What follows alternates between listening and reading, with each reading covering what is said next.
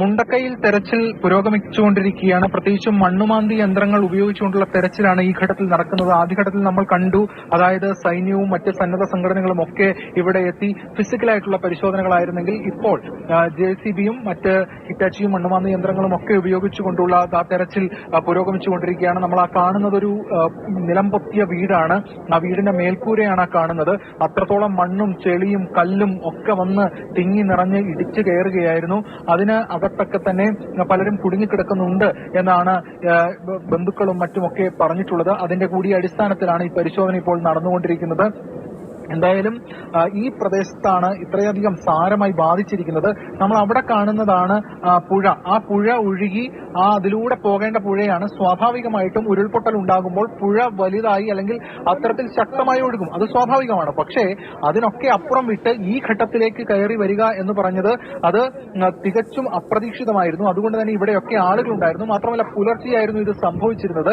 അതുകൊണ്ട് തന്നെ ആ ഒരു വ്യാപ്തി ഇതിന്റെ വളരെ വലുതാണ്. ഇത് മുകളിൽ നിന്ന് പൊട്ടിയൊലിച്ച് മുണ്ടക്കൈ മേഖലയെ തീർത്ത ശേഷം അല്ലെങ്കിൽ മുണ്ടക്കൈ മേഖലയെ അപ്പാടെ വിഴുങ്ങിയ ശേഷമാണ് നേരെ ചൂരൽമലയിലേക്ക് പോയിട്ടുള്ളത്. ചൂരൽമല അവിടെ ഗതാഗത സംവിധാനവും ഒക്കെ അങ്ങോട്ട് എത്താൻ കഴിയുന്ന ഒരു നിലയുണ്ടായിരുന്നു. അതുകൊണ്ട് അവിടെ നിന്ന് പെട്ടെന്ന് ഈ ബോഡികളൊക്കെ തന്നെ അല്ലെങ്കിൽ അത്തരത്തിൽ പെട്ടുപോയ ആളുകളെയൊക്കെ തന്നെ പെട്ടെന്ന് കിട്ടി. പക്ഷേ അതായിരുന്നില്ല ഇവിടുത്തെ സ്ഥിതി. ഇങ്ങോട്ട് കണക്ടിവിറ്റി ഉണ്ടായിരുന്നില്ല. ആ കണക്ടിവിറ്റിയുടെ കാര്യത്തിൽ ഇന്നാണ് അതൊരു ാക്കുന്ന തരത്തിലേക്ക് എത്തി. ബേലി പാലമാണെങ്കിലും അതോടൊപ്പം തന്നെ ഈ നടപ്പാതയുണ്ട്, അതും നിർമ്മിക്കുന്നുണ്ട്. അതൊക്കെ പൂർത്തിയായി വരുന്നത്. അതിനു മുൻപേ തന്നെ ഇവിടെ 3 മണ്ണുമാന്തി യന്ത്രങ്ങൾ എത്തിയിരുന്നു. അതിനുശേഷം ഇപ്പോൾ ഈ പരിശോധനയും മറ്റു കാര്യങ്ങളും ഒക്കെ നടക്കുകയാണ്.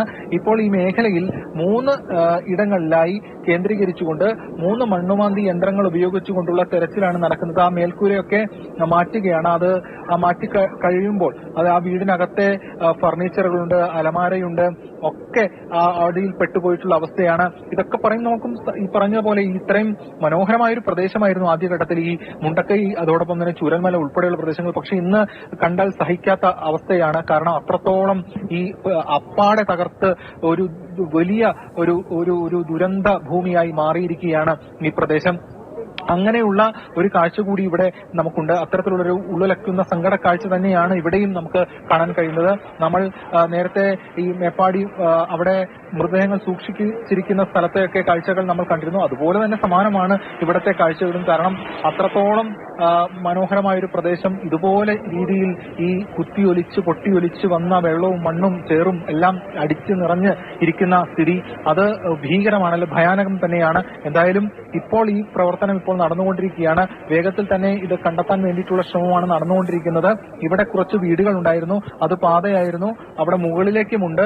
അവിടെ എത്രത്തോളം ബാധിച്ചു എന്ന കാര്യത്തിൽ ഇപ്പോഴും വ്യക്തതയില്ല. കാരണം അവിടെ പിന്നെയും കുറെ കൂടി മുകളിലേക്ക് പോകേണ്ട രക്ഷാപ്രവർത്തകരും അതോടൊപ്പം തന്നെ സന്നദ്ധ പ്രവർത്തകരും സൈന്യവും ഒക്കെ കേന്ദ്രീകരിച്ചിരിക്കുന്നത് ഇപ്പോൾ ഈ പ്രദേശത്താണ്. ഇത് മുണ്ടക്കയം ജംഗ്ഷൻ ഭാഗമാണ്.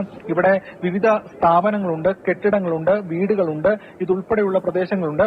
ഇവിടെയാണിത് സാരമായി ബാധിച്ചിരിക്കുന്നത്. എന്തായാലും ഇപ്പോൾ ഈ പ്രവർത്തനങ്ങൾ നടന്നുകൊണ്ടിരിക്കുന്നു. ഇവിടെ ഉണ്ടായിരുന്ന പല വീടുകൾക്കുള്ളിലും ആളുകൾ പെട്ടുപോയിട്ടുണ്ട് എന്നാണ് ബന്ധുക്കളും മറ്റുമൊക്കെ പറഞ്ഞത്. ചിലയിടങ്ങളിൽ നിന്ന് കഴിഞ്ഞ ദിവസങ്ങളൊക്കെ ഒരു ബോഡി ഉൾപ്പെടെ മൃതദേഹങ്ങൾ കണ്ടെടുക്കുകയും ഒക്കെ ചെയ്തിരുന്നു. അവിടെ തന്നെ കേന്ദ്രീകരിച്ചുകൊണ്ടുള്ള തിരച്ചിലാണ് നടന്നുകൊണ്ടിരിക്കുന്നത്. സ്വാഭാവികമായിട്ടും പുലർച്ചെയാണ് ഇത് ഉണ്ടായത്. അതുകൊണ്ട് പലരും ഉറങ്ങുകയായിരുന്നു. 2ാം തവണയാണ് ഉരുൾപൊട്ടൽ ആ ദിവസം തന്നെ ഉണ്ടായത്. മാത്രമല്ല ഈ പുഴ കലങ്ങിമറിഞ്ഞാണ് അതിനു മുൻപ് ഒഴുകിയിരുന്നത്. ഇതൊക്കെ നമുക്ക് മുന്നിലുണ്ട്. എന്തായാലും ഇപ്പോൾ നടന്നുകൊണ്ടിരിക്കുന്നത് തെരച്ചിലാണ്. വ്യാപകമായിട്ടുള്ള തെരച്ചിൽ ഇപ്പോൾ നടക്കുന്നുണ്ട്. ഈ പ്രദേശത്തേക്ക് മണ്ണുമാന്തി യന്ത്രങ്ങളും മറ്റുമൊക്കെ എത്തിച്ച് തെരച്ചിൽ നടത്താൻ സാധിച്ചിട്ടുണ്ട്.